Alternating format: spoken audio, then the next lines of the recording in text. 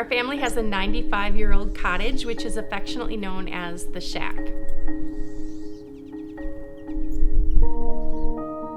In the 1910s, my great-great-grandparents, Howard and Jane Forney, bought 100 acres in Marinette County along the Pike River and moved their family from Iowa to Wisconsin to farm the land. They built a log cabin on the property. Howard and Jane tried to farm the land for about a decade.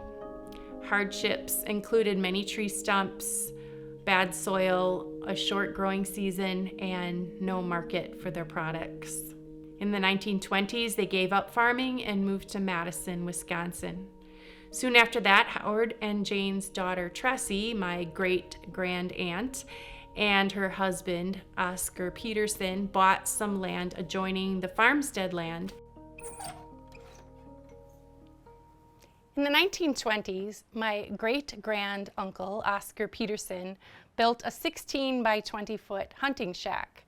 That is what this room is right now. In the 1930s and 40s, the family used the hunting shack as a family cottage. 2 wings were added on to the shack at that time.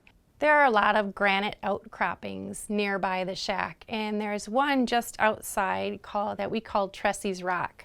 This is a picture taken in the early 1950s of some of my relatives out on Tressie's Rock. This is my great-grandma Stella. This is my great-grand-aunt Tressie, the one who moved to the shack in the 1950s. This is Tressie's mother-in-law, Oscar's mother, and this is my Aunt Jane. In the 1950s, Tressie and Oscar retired and moved to the shack. Oscar remodeled the shack and added electricity, running water, a kitchen wing, an indoor bathroom, and upgraded the outhouse. In the 1960s, Tressie and Oscar moved back to Madison because of Tressie's failing health.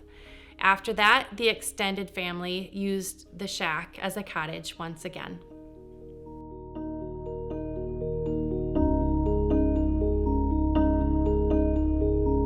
In the 1970s and 80s, my family, which included my mom, my dad, and my 2 sisters, would spend whole summers at the shack.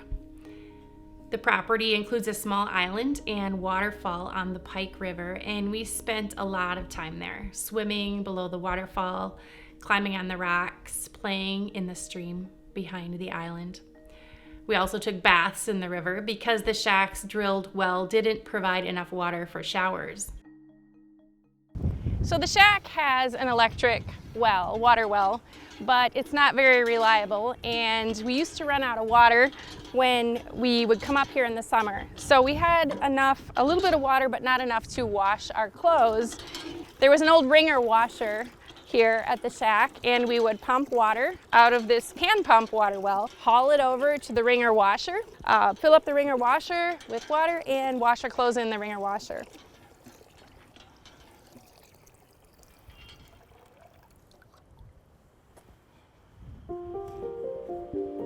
My sister and I collected leaves and moss, caught frogs and fireflies, and played house on granite outcroppings. We swung on swings that our dad hung from tree branches. We played in the circle of trees and had picnics in our tree fort. I loved picking wildflower bouquets for my mom, and we always had a vase of wildflowers on the kitchen table. Our family canoed and fished on the nearby Menominee River, picked raspberries, had nighttime campfires on Tressie's Rock, and stargazed. Because the shack is heated by burning firewood, and because cooking is done on a wood-burning cook stove, cutting, hauling, and stacking firewood are necessary tasks, and each family member helped with whatever tasks they could. This is a wood-burning cook stove. We use it both for heat and for cooking. So you start a fire in the firebox, which is on this end of the stove, and you can cook on it. It also heats the room, heats up the shack.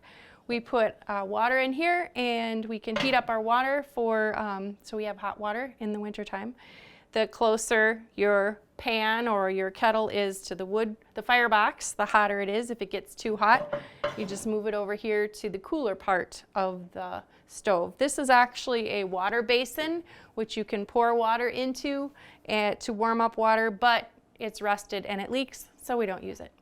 In the 1980s, my parents bought the shack from my grandparents' cousins. And in the 1990s, my dad retired and he and my mom moved to the shack. My mom's health declined and they had to move back to Green Bay. After my mom died in 2000, my dad spread her ashes on the island. He and his second wife used the shack as a summer home until 2018. Then my dad's health was declining and he sold the shack to my husband Paul and me. We would like to pass on the traditions and stories of the shack to our kids and maybe someday to our grandkids.